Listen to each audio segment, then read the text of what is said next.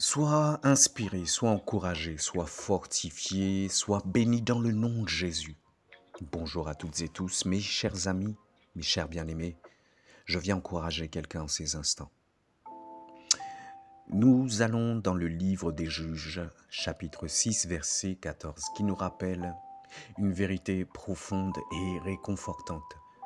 Je dis livre des Juges, chapitre 6, verset 14. Dieu ne nous conçoit pas mal, même si nous nous sentons différents, oubliés, négligés ou amoindris parfois. Souviens-toi de cette parole précieuse. L'Éternel se tourna vers lui et il dit « Va avec cette force que tu as et délivre Israël de la main de Madian. N'est-ce pas moi qui t'envoie ?» Ces mots ont été prononcés à l'égard de Gédéon, un homme qui se sentait peu de choses et insignifiant au milieu des puissants. Pourtant, Dieu l'a choisi pour une mission extraordinaire, délivrer Israël de l'oppression de Madian. Dieu n'a pas regardé les apparences extérieures ni les limites de Gédéon. Au lieu de cela, il a vu le potentiel en lui, une force intérieure que Gédéon lui-même ne soupçonnait peut-être même pas.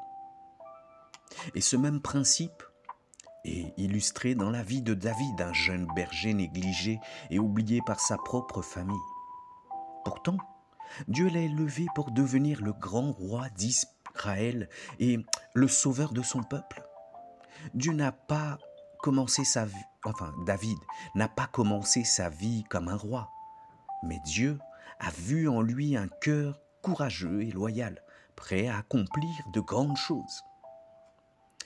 Et la leçon que nous pouvons tirer de ces histoires est que Dieu ne se soucie pas de notre point de départ, de nos faiblesses apparentes ou de notre statut social. Dieu regarde notre cœur et il voit le potentiel que nous avons en lui. Alors, si tu te sens négligé, oublié ou que tu penses que tes débuts sont modestes, souviens-toi que Dieu peut t'utiliser de manière extraordinaire. Ne méprisez pas les faibles commencements, nous dit la parole de Dieu, car c'est souvent là que Dieu travaille le plus puissamment. Chaque petit pas que vous faites dans la foi, chaque effort que vous consacrez à perfectionner vos dons et vos talents est une étape vers un avenir que Dieu a déjà préparé pour vous. C'est ce que nous devons faire.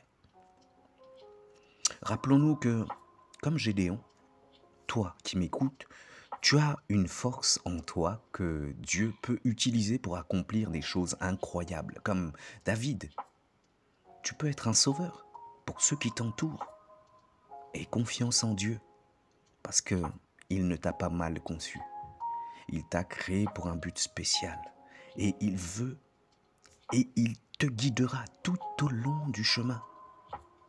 Que cette pensée t'encourage aujourd'hui à relever les défis, à travailler sur ce que tu as et à persévérer dans la foi. Dieu est avec toi et il te rendra capable. Que Dieu te bénisse abondamment. Que Dieu te bénisse. Shalom. À très bientôt.